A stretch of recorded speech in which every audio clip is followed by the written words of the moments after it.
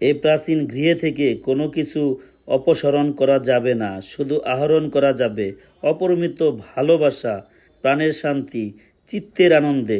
Doctor Nawazesh Ahmed. হ্যাঁ, সম্মানিত viewers, সবাই কেমন আছেন? আশা করি সবাই ভালো আছেন।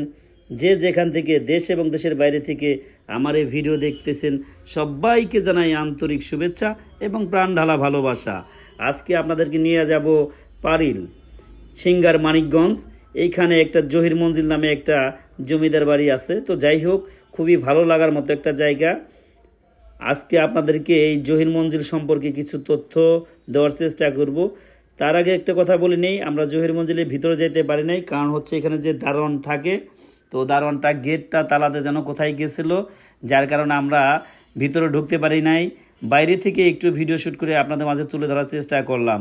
আসলে এখানে ভিতরে ঢুকতে দেয়, আসলে এখানে দারোয়ানটা ছিল না, যার কারণে আমরা ভিতরে ঢুকতে পারি নাই। এদিকে বৃষ্টি চলে আসতেছিল, যার কারণে আমরা তাড়াহুড়া করে চলে আসছি। তো দেখতে থাকুন, আশা করি ভালো লাগবে। এইটা হচ্ছে আপনার পারিল স্কুলের পাশেই, স্কুল থেকে সর্বোচ্চ 2 মিনিট হেঁটে গেলেই পাওয়া যাবে জহির মঞ্জিল। অনেক সুন্দর, মানে অমায়িক সুন্দর পরিবেশ একটা জায়গায় এই জমিদার বাড়িটি। সত্যি অসম্ভব সুন্দর ছিল, খুবই ভালো লাগছে আমার কাছে, যার কারণে আপনাদের মাঝে একটু তুলে ধরার চেষ্টা করলাম। হয়তো ভিতরে যাইতে পারলে হয়তো আরও একটু সুন্দর করে আপনাদের জন্য ভিডিও করতে পারতাম। যদিও ভিডিও যাইতে পারি নাই, তারপরও আপনাদের জন্য যতটুকু সম্ভব হয়েছে আমি বাইরে থেকে ভিডিও করছি। আসলে আমি আমার এই পেজের মাধ্যমে মানিকগঞ্জের ইতিহাস, ঐতিহ্য ও সাংস্কৃতিক বিভিন্ন বিষয়বস্তু তুলে ধরার চেষ্টা করি। এটা আমার ছোট্ট একটা প্রয়াস। আসলে ভিডিও করতে আমার অনেক ভালো লাগে, আর আমি এই ভিডিওর মাধ্যমে আমি আমার মানিকগঞ্জকে বিশ্ব দরবারে নতুন করে রিপ্রেজেন্ট করতে চাই। অবশ্যই যারা আমার সতীর্থ আছেন, যারা আমার ফ্যান ফলোয়ার আছেন, যারা আমার ভালোবাসার মানুষ আছেন, যারা আমার শুভাকাঙ্ক্ষী আছেন, তারা অবশ্যই এই ভিডিওটি শেয়ার করে দিবেন, অন্যকে দেখার সুযোগ করে দিবেন। এরকম নিত্য নতুন ভিডিও পাওয়ার জন্য অবশ্যই আমার পেজের সাথে যুক্ত থাকার চেষ্টা করবেন। তো যাই হোক, এখানে অনেক সুন্দর প্রাকৃতিকময় একটা পরিবেশের ভিতরে এই জমিদার বাড়িটি।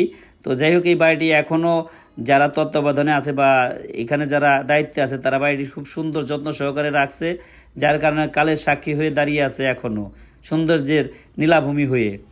এ প্রাচীন গৃহ সত্যি অনেক সুন্দর। এখানে কিছু কথা লেখা ছিল ডক্টর নওয়াজেশ আহমেদের, খুবই অসম্ভব সুন্দর ছিল কথাগুলো আমি যদিও আবৃত্তি করার চেষ্টা করছি। এখানে ভুল ত্রুটি ক্ষমাশীল দৃষ্টিতে দেখার চেষ্টা করবেন, কারণ কথাগুলো অনেক ওয়েটফুল ছিল, হয়তো ওইভাবে আমি উপস্থাপন করতে পারি নাই। তো যাই হোক, অনেক সুন্দর একটা জায়গা।